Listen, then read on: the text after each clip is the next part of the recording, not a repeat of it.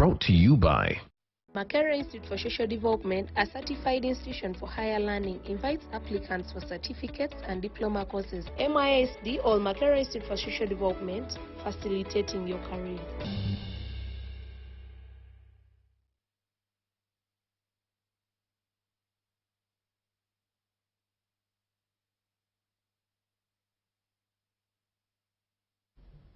A very good afternoon and welcome to UBC Lunchtime News. I am Brian Tumwine Byaruhanga.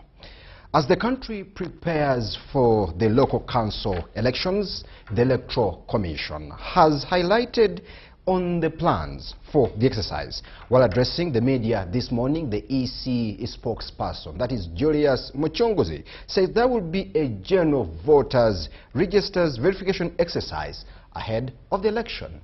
Let's take a look. The program for preparation to conduct local council elections or LC1 chairperson elections and women council committees continues as per the program that was released by the Electoral Commission.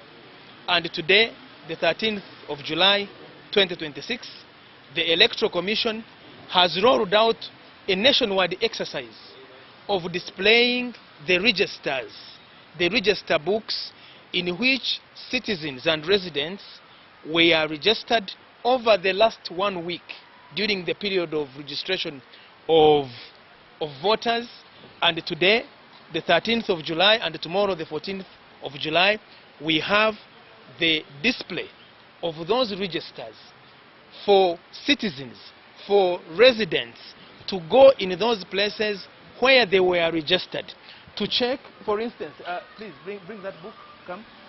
For instance, to check in those particulars, this is at Wandegeya Katare village, here in Wandegeya, where the village election officer is seated here, waiting for residents of this area so that they can check their particulars, so that they can check and confirm that the residents who registered in this book are the ones that are residents of this area, that there are no foreigners on this register, that there are no dead people on this register, that there are no underage people who are below 18, that the people that are here are those that legitimately are eligible to vote from this place.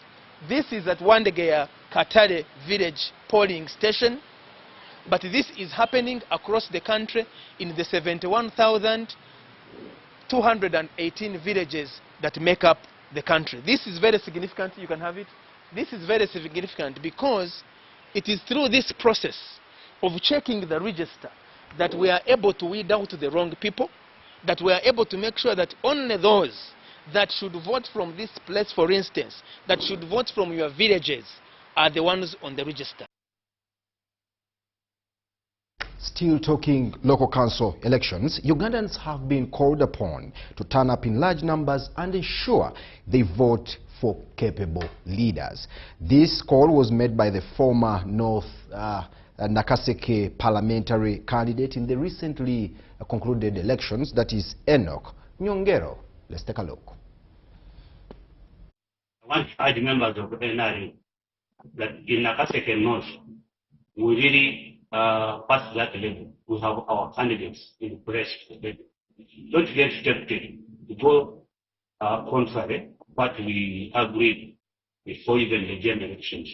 That is very important. The primary I want to urge all village persons to go on the 28th and participate in deciding and who should actually handle their matters. Those who want recommendations for their children to military, to prison, police, you normally have issues. Report the corrupt, but have your genuine chairman. Those who want passports, it is the chairman who knows. You want to apply, and they want to take LC1 recommendation. So you have your own. I mean your own. Don't get tempted to go with somebody who gets money, who dramatizes the whole village by after displaying discourse and whatever. Get your own. I tell you, get your own. That one will have actually some kind of shyness not to grab your land or to recommend the grabbing of your land. The land of your sister, the land of your brother, the land of your grandmother. So go and participate responsibly. Thank you.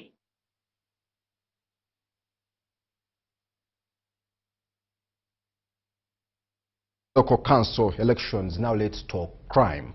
The territorial police in Katwe have arrested 5 robbery suspects linked to a series of aggravated robberies of mobile money dealerships in the Kampala metropolitan area.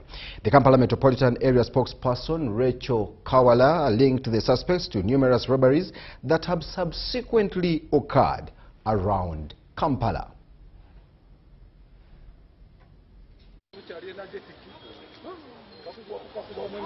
The 5 suspects arrested are Kato Faizo, Chenji Abdallah, Tomwine Derek, Mwanguzi Eddie and Katongole Shafiq, who have allegedly been carrying out attacks on mobile money dealerships in the areas of Kawempe, Katwe and Busabala. The suspects are in connection with a series of robberies that have been happening in the Kampala metropolitan area.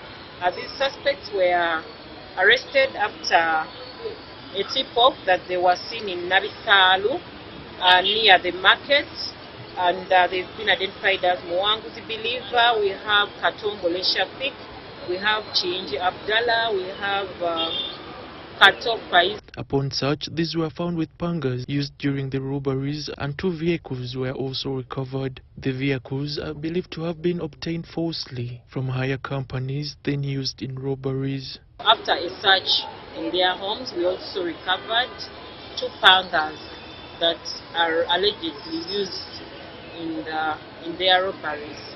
We've also impounded 2 vehicles that the suspects use in the commission of the crimes. The suspects hire vehicles from different individuals that they use for transport as they commit their crimes. However, we are going to investigate and verify the ownership of the vehicle. Police investigations have also linked the 5 to robberies in Mokono and Seta, opening the scope of the investigation. The suspects allegedly participated in the robbery that occurred in Seta on the 3rd of this month. It is alleged they broke into a boutique and stole clothes, and also it is alleged they also broke into an office along Salama Road at a money lending office. Investigations are still ongoing, and also efforts to have other suspects arrested are still ongoing. Police have cautioned the public to be vigilant and report any suspicious individuals lingering in their areas. We call upon the public to remain vigilant, as we are doing everything within our means to ensure that Kampala is safe. Komagum Rogers for UBC.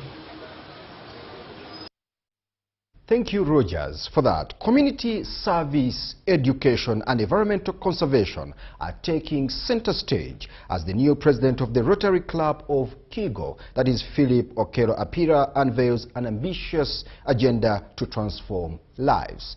This was during the club's 8th installation ceremony where Okello Apira pledged to prioritize impactful community projects, expand club membership, promote education and literacy, and champion support for schools serving children with deaf, blindness and physical disabilities in northern and central Uganda.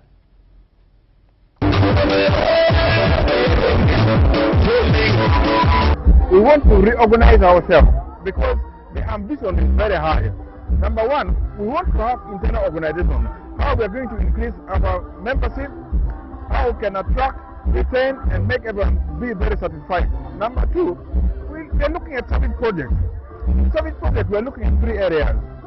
Number one is education and literacy.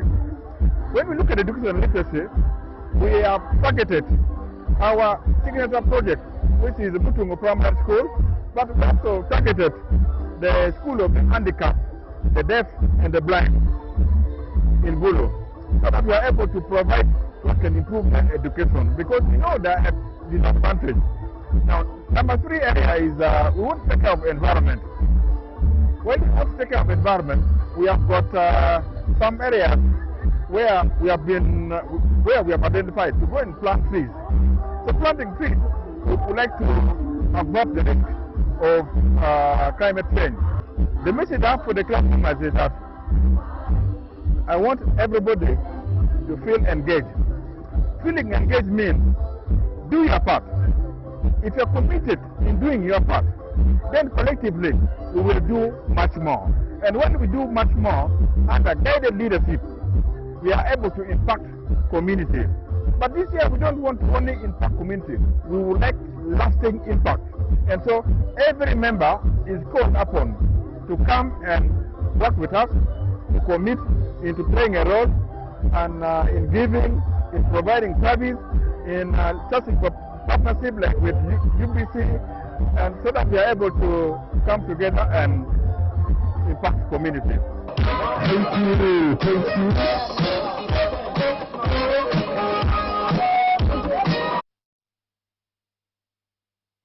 Reverend Daniel Token Wejuli, the Programs Director at the Interreligious Council, has called for peaceful dialogues rather than resorting to human rights violations. This he said during the installation ceremony at the territorial leaders of the Salvation Army Uganda at their headquarters in Kampala.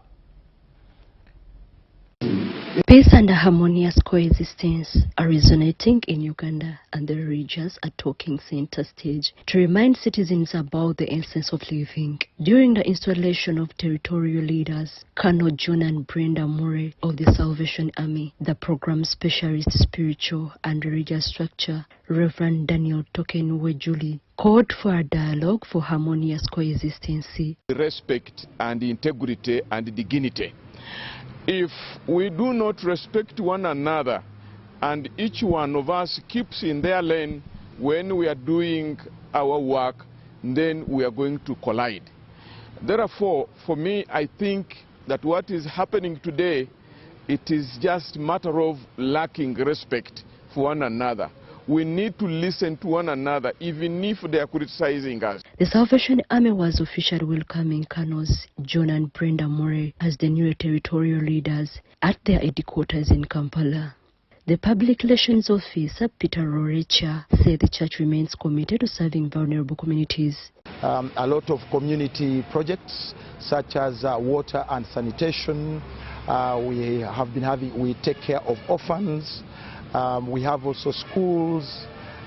We even have hospitals and different social programs world over. But in Uganda, we have quite a number of schools and homes for the people with disability, the elderly. Basically, we try to come in to support the people and also government programs that are aimed at improving the lives. The installed territorial leaders, Colonel John and Brenda Murray, pledged to strengthen the church commission and continue serving Ugandans. The world expects division, and sadly sometimes we see it. We see it even in the church at times. But the church is called to demonstrate reconciliation and unity. The challenge from other church leaders to the new leadership was to promote unity. John and Brenda Murray are Canadian officers. They've served as Salvation Army officers for 30 years. Susanna Bugude for UBC News. So much, Susan, for that. Government has been called upon to rescue of a school in Chikube district which was hit by windstorm, ripping a classroom block and teachers' quarters roofless.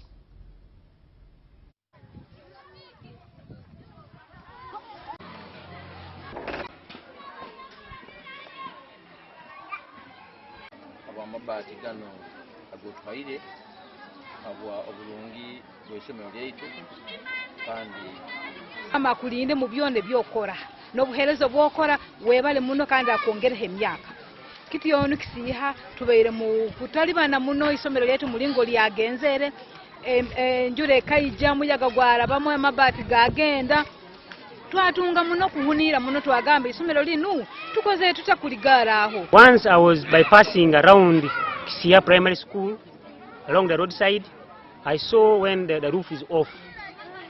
Then in a meantime, when I was just there on social media, I saw our learners making an alarm because of the heavy sunshine in their room when they are learning. So I've decided, as a director of a private school, I used to give a hand of 50 iron sheets plus timbers in order to roof our class. Thank you very much for the assistance you have brought us. We really appreciate for the good work you have done. As the in behalf of the community of this school, that is the teachers and the parents, we do appreciate for the good work that you have done. Thank you very much. The concerned officers, that is the DO and the CAR, and they promised that maybe in this financial year around August, they may come and innovate the school.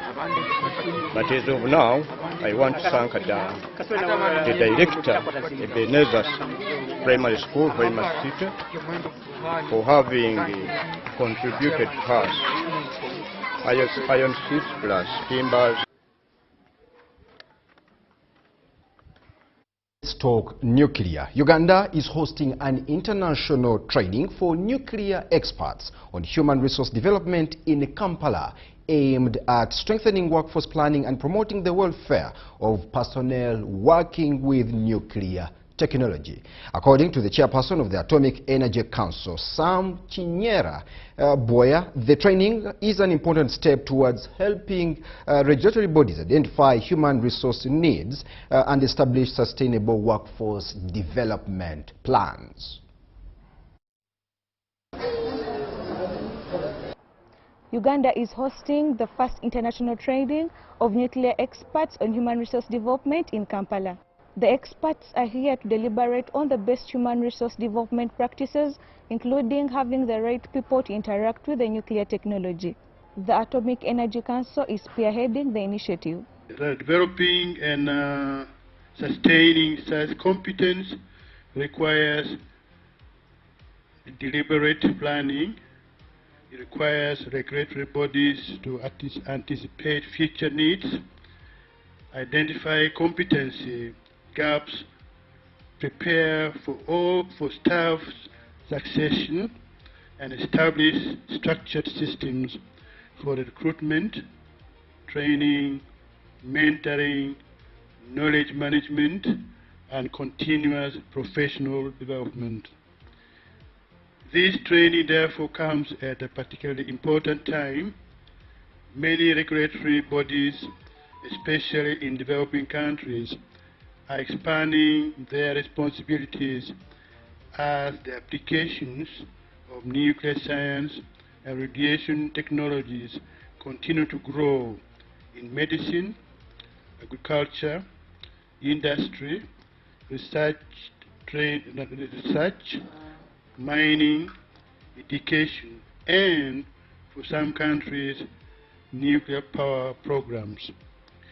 These expanding mandates require equally robust human resource strategies capable of supporting both current and future regulatory functions. The details of this story will come your way in our subsequent bulletins. I'm Inkamsima Christiana. The Lunchtime News takes a very short break, and we shall do return with more stories.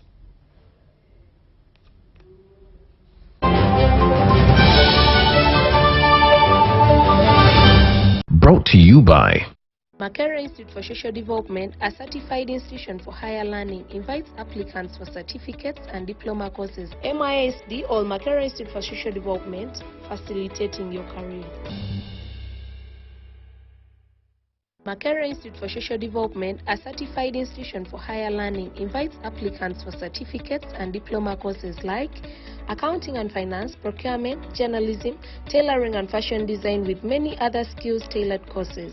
Our institution is compliant. First of all, it is recognized by National Council for Higher Education. We are certified. The registration number is UBD 187. Tested and tried since 1995, Makerere Institute for Social Development is your solution when it comes to quality education.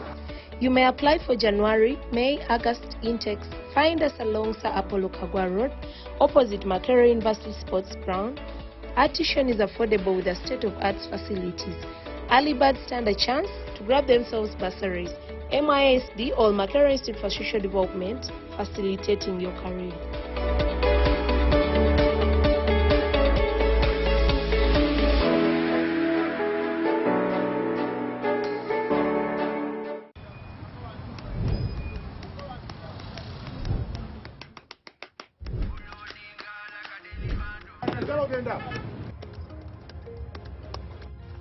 And that's it for today. Till the next episode.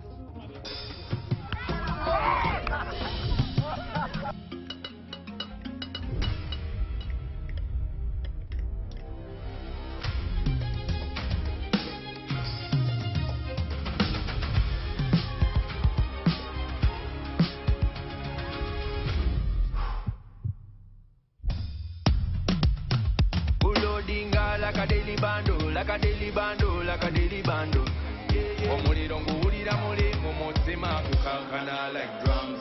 Kalakata, kalakata, enendungu ya kusabula. Mikono tu, free of fire, free of fire, free of fire.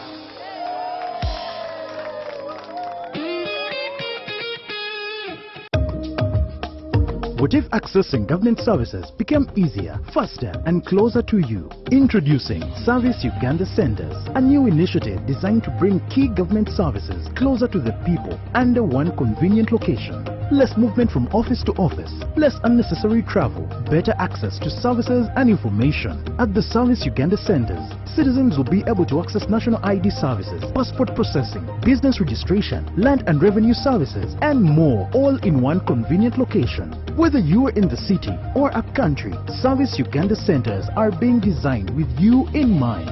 Enjoy faster service, professional guidance, and a seamless customer experience. This is an initiative of the Government of Uganda, digitally powered by the National Information Technology Authority Uganda, NITA, under the Uganda Digital Acceleration Project Government Network. Service Uganda Centers, bringing services closer to the people. The parent is Tuliahewa Dixon. And the child is Ani Tuliahewa Esther.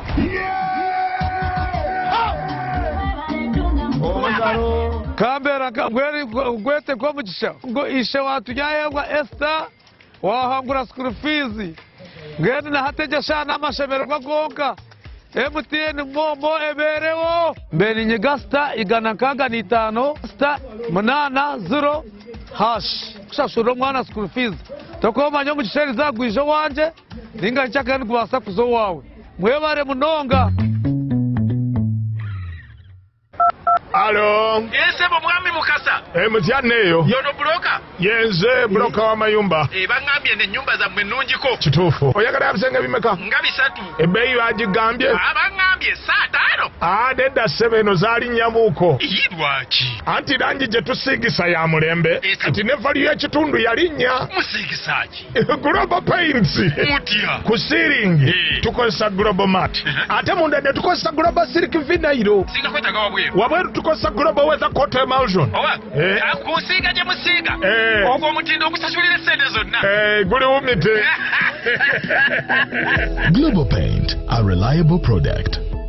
Are you an elite runner, fitness enthusiast, or adventure seeker? Get ready for a run in paradise at the Fort Portal City Marathon on July 18th, 2026. Experience the beauty, culture, and energy of Uganda's tourism city for only 60,000 Ugandan shillings. Register now at www.fortcitymarathon.com or dial *272*7#. Mwije tugende toro for a run in paradise in partnership with the Tourism Ministry, Capital Radio, Rock Telecom, Castle Light, Jeans Club, Kahive, and Toro Kingdom.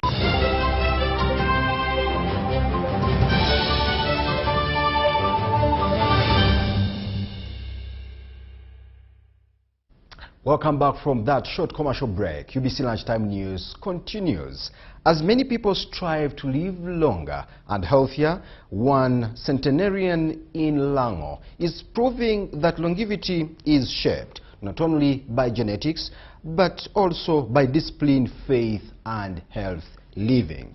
Mosei Lawrence Okaka, a former colonial soldier, royal guard, and prison officer, has celebrated his 102nd birthday, sharing lessons of a life that has spanned more than a century of Uganda's history. Eddie Olua brings us to speed.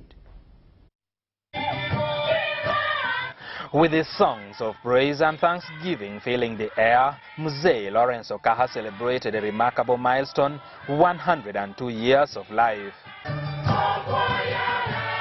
Born on July 10, 1924, Okaha's life tells the story of Uganda's past. From serving during the colonial era to witnessing some of the country's defining political moments, he has lived through history while remaining steadfast in his faith. Okaha recalls being recruited by the British colonial administration in 1950 to serve during the Mau Mau uprising in Kenya, where he spent 5 years before returning home.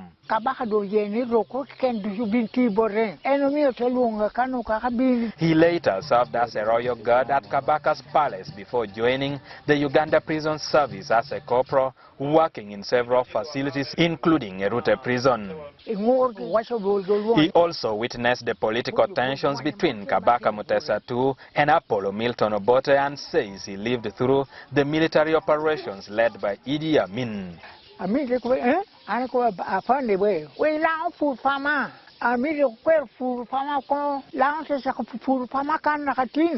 Now 102 years, Okaha attributes his long life to God's grace, a balanced diet of vegetables, fruits and milk, regular exercise and remaining faithful to one wife. So we've learned a lot from this Mosei Okaka. That's why I've been close, getting lessons from him. He's a very happy person. He further urges families not to neglect elderly relatives, saying they remain a valuable source of wisdom and guidance. And that's why for me, I like President Yoweri Kaguta Museveni. With these elderly, he's always giving support. The 25,000 per month, very useful. Other children don't do that. Sam Mingola, together with his wife Betty Engola, who hosts the annual celebration, say caring for older persons allow the society to benefit from their experience and knowledge. The young people to look after the old people, to watch their diet. Health experts are encouraging Ugandans to embrace healthier diets rich in vegetables, stay physically active, and reduce excessive alcohol and meat consumption to curb the growing burden of non-communicable diseases. The number of days that food must take in your stomach should be very limited. But if you eat processed food, you're likely to take 5 days. So what is that food going to do there in 5 days? For Mosei Lawrence Okaka, the greatest secret to a long life is simple. Honor God, care for your body, love your family, and leave behind a legacy worth remembering. Eddie Olua, UBC News. Indeed, beyond a century. Thank you, Eddie Olua, for that. Entrepreneurs have challenged young people to embrace entrepreneurship, acquire practical business skills, uphold patriotism, and strengthen their spiritual values as a pathway to improving their livelihoods and contributing to the country's socio-economic transformation. Participants at the Global Influence Summit 2026 expressed optimism, saying the event had equipped them with valuable knowledge, practical skills, and fresh ideas that they intend to apply in their personal and professional lives. The Youth Coalition for Sustainable Development Goals, together with the United Nations Population Fund, is working to demystify bold solutions in technology, health, education, and innovation entrepreneurship skills aimed at driving community development. The initiative seeks to strengthen science, technology, and innovative human resources to respond to the rapidly changing global landscape. We are fostering independence. And when we use research to improve access to sexual and reproductive health information, we're not just providing a service, we are actually protecting lives and securing futures. At UNFPA, we believe that every young person's potential is a promise that we as duty bearers must help them to keep. The program focuses on supporting young innovators by equipping them with the skills, knowledge, and resources needed to enhance their innovative approaches and create sustainable solutions. You have identified a whole range of challenges in your communities: health and well-being, economic empowerment, education, and skilling related.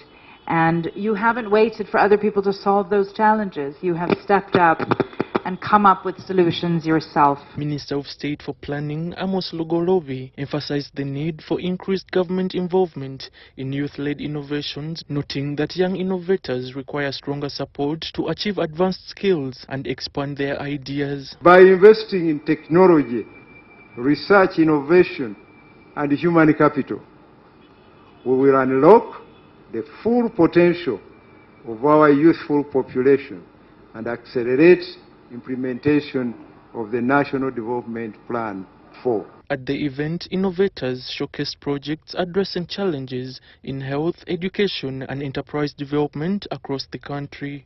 For a child living with autism, mainly buttoning, zipping, those simple tasks we see are mainly difficult for them. So as they use this product, they continuously use this product, they are able to do it for themselves and not fully dependent on their parents.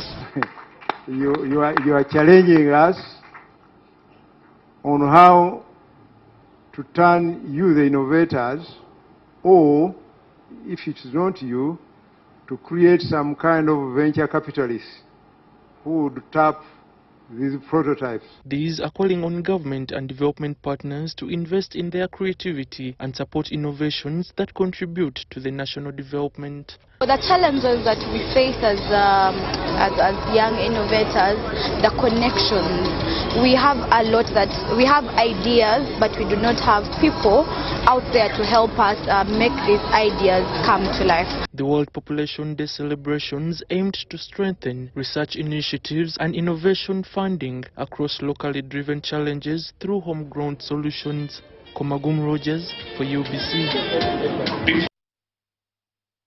The Youth Innovation Fund under the United Nations Population Fund have forged an innovation scheme based at encouraging innovators develop a more competence and hands-on solutions in science, technology, and innovative programs.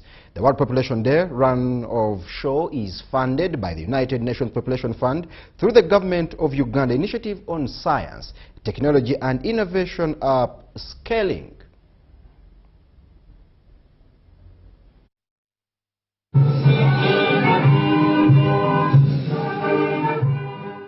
If you're seeking to impact, it's nothing to do with you. It's everything to do with everyone else around you.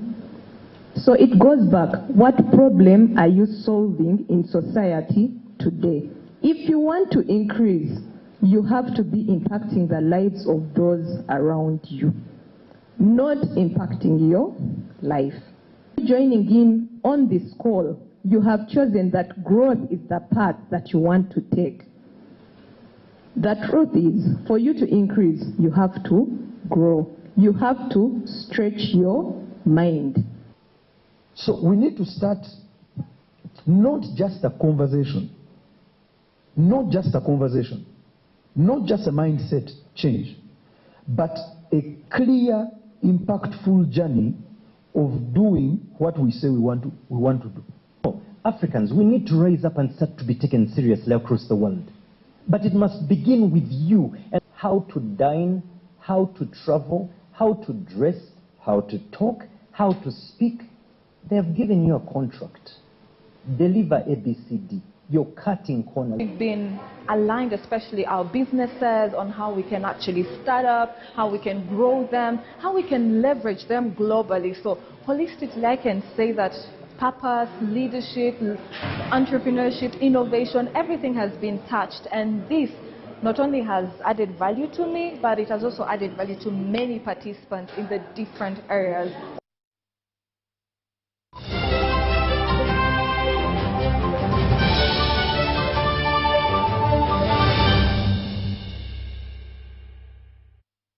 Now let's talk sports. Uganda has officially joined the Invictus Games Foundation as its 26th member, marking a historic milestone for the country and strengthening Africa's presence in the global sporting movement. For Uganda, joining the Invictus Games community has been a journey for patience, directed by the top President Yoweri Museveni. Uganda is now one of only 2 African nations after Nigeria to become part of the Invictus Games Foundation, an organization that uses the power of sport to support the recovery and rehabilitation of wounded, injured, and sick military service personnel. Uganda's journey to this has been one of patience and written in the good hands of the able leadership of President Yoweri Museveni, whose guidance has enabled the country's seriality. In line with the vision and the guidance of His Excellency the President. So we got to understand, I personally got to understand more about the Invictus Game family. It's from that basis, when we went back to Uganda, I was able to have a meeting with the Chief of Defense Forces, General Mukwegerera, who is the head of the military, and then also we were able to invite the Invictus Game team to come to Uganda. And then I want to thank the CDF, because when we shared with him, he was able to buy in to ensure that we joined the movement. So when we had a meeting with him, he was also able to brief the President. There was need for us to join the Invictus movement. And I want to appreciate the President.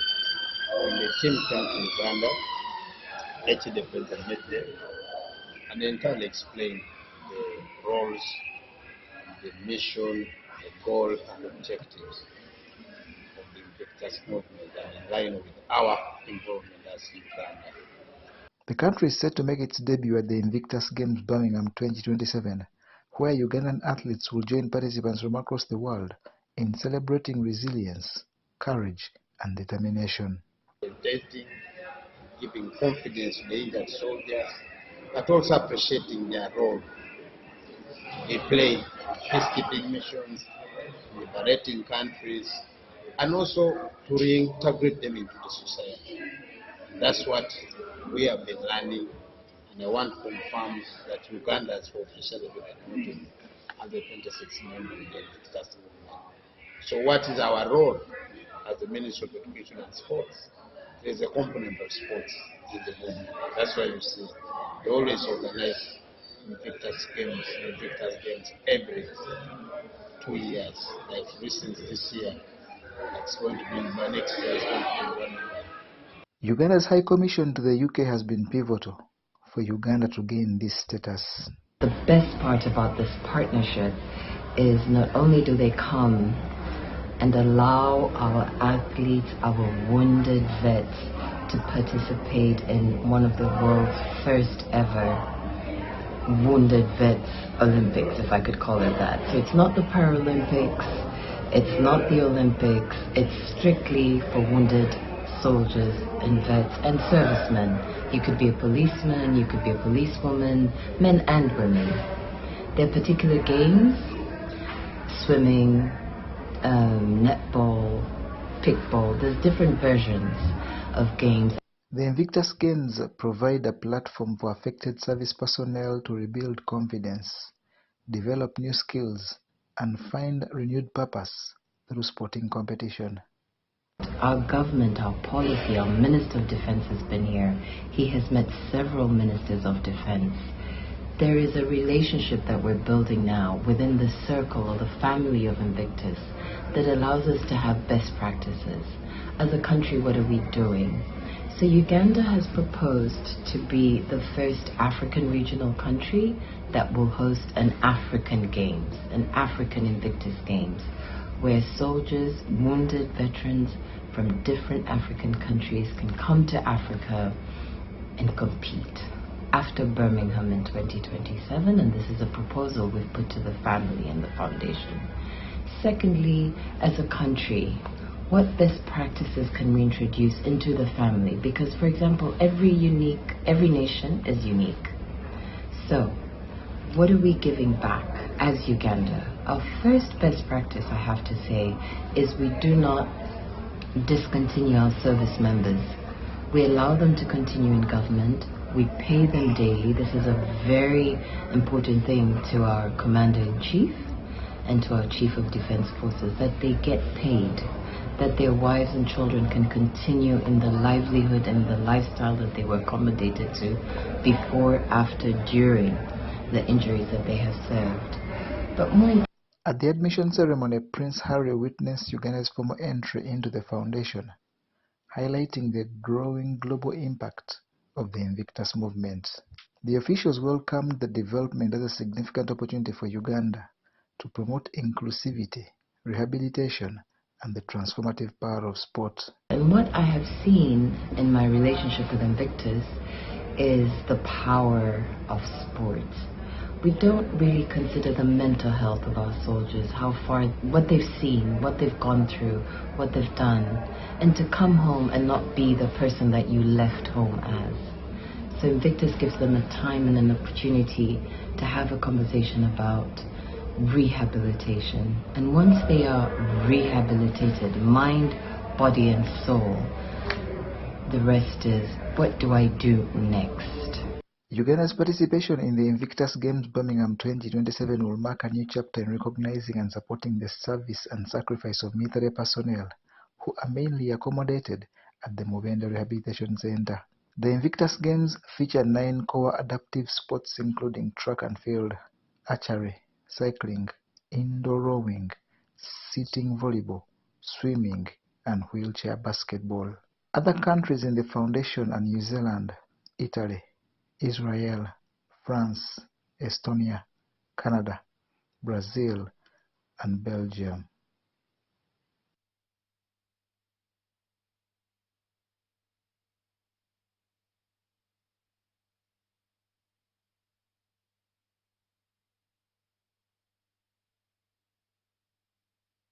Elite have been crowned champions of the St. Mary's College Kisubi Smart League Main Cup for the first time after defeating Gladiators 2-1 in the Season 8 final played at Kampala Rugby Club.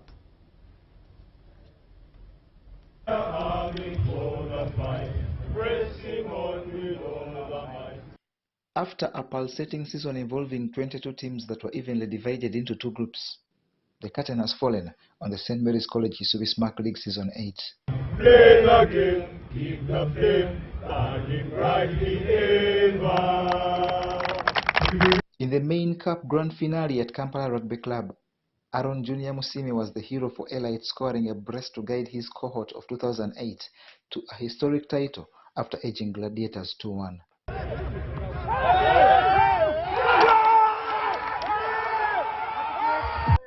We have managed to win this final by 2 goals to 1. It was a great team effort. We thank God first for he has enabled us to win this game. We have faced Gladiators. It was a good team. They have good players. It all goes back to the coach and the team. We have been doing this. We have been training well. The coach has been very hard on us.